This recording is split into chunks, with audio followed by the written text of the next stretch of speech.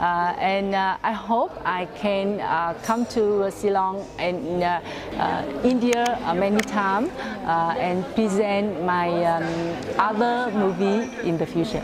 Do you feel some similarities with Vietnam and Shillong and Meghalaya?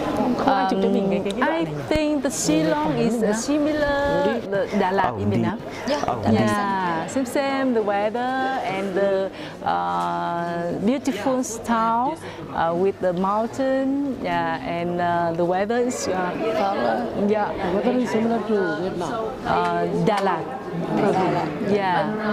Do you find the people also somehow sort of like neighborhood, the people here? You feel that you feel at home? The people is very family. Yeah, family. And today we try local food. It's okay. Yeah, very delicious. What did you have? Local food? Yeah. Local food, khasi dish. You like khasi dish? How you taste? Yes. Yeah, I eat today. Yeah, I like it. It's similar to Vietnamese food?